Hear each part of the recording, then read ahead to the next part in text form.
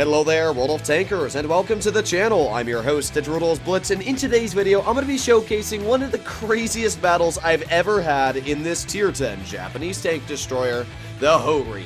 This is a tank that is actually one of the least popular Tier 10s out there, and to be honest, I can't blame a lot of newer players. I mean, this, in my opinion, is not a very visually appealing tank. It's a rectangle that is then kind of turned into a box with just a really long gun. And even though the gun looks huge, it doesn't actually have that much damage going for it at 560, and on paper the 380mm of AP pen doesn't seem like much because people don't understand how shell normalization works, especially newer players, which to me is a big reason to why the Hori is, as I said, one of the least ground lines in the game. But while that may be the statistics, I can tell you for a fact that this is by far one of the best Tier 10s out there. And it's down to a couple reasons. First of all, the Hori is fast. It goes 45 kilometers per hour. It carries very good traverse speed at 48 degrees a second. It has a ridiculously accurate gun with 0.308 dispersion. Pair that with 3 seconds of aiming time.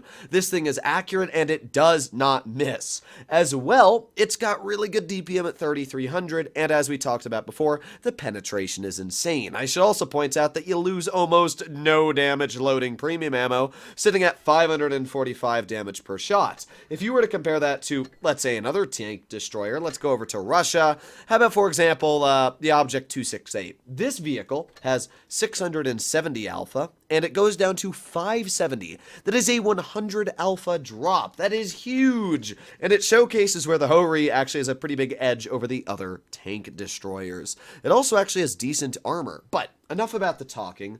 Let's actually take a look at this game on Mullen Dyke.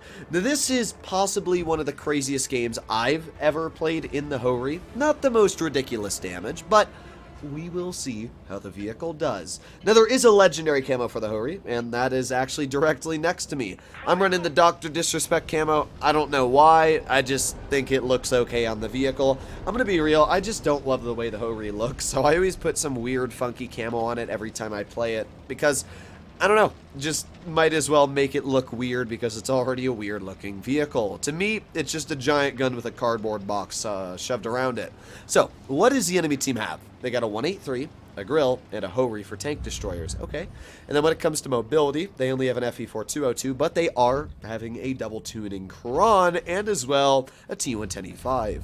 So, well, there is the Hori, and there's the FE4202. Interesting. The Hori is a fairly mobile vehicle, so it doesn't surprise me to see a Hori playing that aggressive, but it is a very, very rare sight. Now, because the Hori is obviously a tank destroyer, it'll easily butter straight through that FE4202, and, well, that's what we did. Yeah, I don't think that player enjoyed the 545 hit points we took off of him. Now, we actually did get blind shot, but because we're at such a steep angle, you'll notice the shell just kind of ricocheted off our frontal plate. I wasn't worried about being penned even after we shot that, especially because, as you can see, I'm not detected. Now, I am platooning with one of my friends who's Fallen, and, well, we're going to get a nice shell into the Kron. Fallen is just going to absolutely bait the crap out of the enemies, so they're just all trying to get shells into him right now. And as you can see, I've got my adrenaline on, and I'm taking full advantage. We've done already 1,716 damage. All that's left is the Badger and, well, Fallen. So, here we go. Boom! 1,007 taken off combined with my M48, and we are just raking in the damage numbers. Another 4 seconds, we're going to have another shell ready. I mean, you can see just how fast the Hori is able to get out damage. There you go. Another shell, 681 damage right there. Now we're up to 3,016 damage, and we got the Kranbong fire. Oh! Well, it wasn't a huge hit, but it wouldn't have mattered because we still need one more shell to finish him off. So right now, we just saw a lot of vehicles, and I'm going to try and take a blind shot trying to clear that Kron, but unfortunately, well, I don't. So, the enemy team has 7 vehicles left. We have 4. That's really not great. And as you can see, some of their tanks still have a decent chunk of health. The FE4202, the Kron, even the grill over there, and the E5 are all pretty healthy. And I'm a tank destroyer, which is not great. We're going to shoot at the grill. Unfortunately, kind of just disappears. And now I'm starting to think, okay, what am I going to do?